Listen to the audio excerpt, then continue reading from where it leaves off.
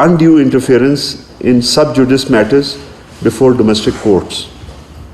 Such interventions not only undermine the rule of law, but also set a troubling precedent of disregarding sovereign legal processes. Furthermore, this pattern of selective and disproportionate focus by the UN machinery serves no constructive purpose. Instead, it inadvertently emboldens extremist elements, fuels unwarranted media sensationalism, incites disorder, and most alarmingly, exacerbates societal polarization and fragmentation. It is both perplexing and deeply ironic that the statement issued by the UN Special Procedures and Mandate holders stands in stark contradiction to the very essence and spirit of UN's own Resolution 2354.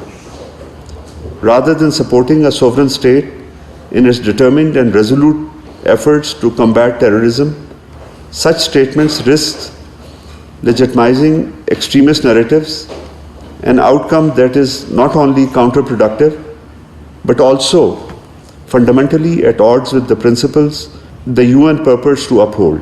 International human rights law unequivocally prohibits individuals, entities, or groups from weaponizing rights to infringe upon the rights and security of others.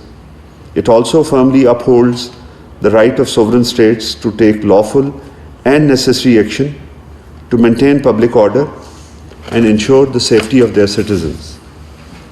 The government is duty-bound to protect the lives and security of its people, particularly in areas where innocent civilians bear the brunt of foreign-sponsored terrorism.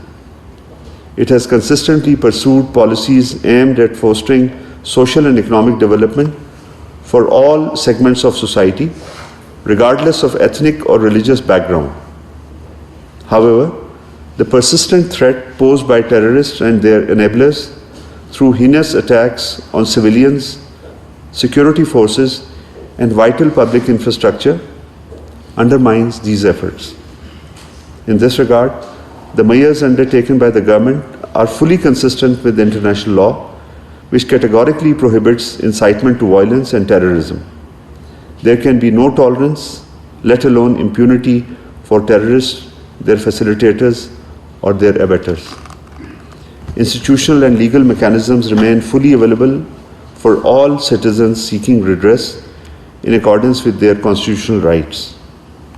We maintain an open and constructive dialogue with UN Special Procedures Mandate holders and will continue our engagement based on principles of mutual respect, objectivity, and adherence to facts. Pakistan welcomes the recently agreed upon limited ceasefire between Russia and Ukraine, which prohibits attacks on energy infrastructure and ensures safe navigation in the Black Sea. We appreciate the active engagement of the US administration and its leadership in securing the agreement between Russia and Ukraine. We remain optimistic that the new momentum generated by these initial steps will eventually lead to comprehensive and permanent ceasefire. Pakistan's position on Ukraine conflict has been consistent. Pakistan has enjoyed friendly relations with both Russia and Ukraine. We have always advocated dialogue and diplomacy, immediate cessation of hostilities, and peaceful resolution of this conflict. Israel's continued and repeated incursions and airstrikes into the Syrian territory, continued violation of 1974 disengagement of forces agreement, and its declared intent for an indefinite presence and full demilitarization of Syria are unacceptable, constitute blatant violation of Syria's sovereignty and territorial integrity, and undermine international law and regional stability. A durable peace in Syria hinges on a credible political transition, national unity, and reconciliation and inclusive governance. We have learned with serious concern that Indian authorities have conducted scores of raids on residences belonging to members of different constituents of all parties Hurriyat Conference in Indian illegally occupied Jammu and Kashmir.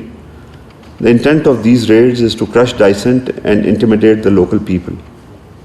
We urge the Indian authorities to stop these oppressive measures and respect the fundamental rights and freedom of Kashmiri people, including their right to self-determination.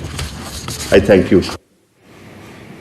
तर्जुमान दफ्तर ख़ारजा शफकत अली खान की हफ्तावार briefing आप मुलाहिज़ा कर रहे थे। उन्होंने कहा कि नायब वज़ीर-ए-आज़म की हिदायत पर नुमाइंदा ख़ुसूसी सादिक खान ने अफ़गानिस्तान का दौरा किया, जबकि नायब वज़ीर-ए-आज़म ने 22 मार्च को कायम मकाम वज़ीर ख़ारजा अमीर खान मुत्तकी से मुलाकात भी की। पाकिस्तान और अफ़गानिस्तान के दो तरफ़ा ताल्लुकात को मज़ीद मुस्तहकम बनाने के अज़्म का अयादा किया गया इस मुलाकात में, जबकि उन्होंने ये भी बताया कि वज़ीर-ए-आज़म के मुआविन ख़ुसूसी तारिक फ़ातमी अमरीका और बरतानिया के दौरे पर हैं। यूक्रेन और रूस की जंग के हवाले से भी उन्होंने कहा कि होने वाले मुआहिदे पर खैर मकदम करते हैं। कुछ मज़ीद खबरें यहाँ पर शामिल करेंगे।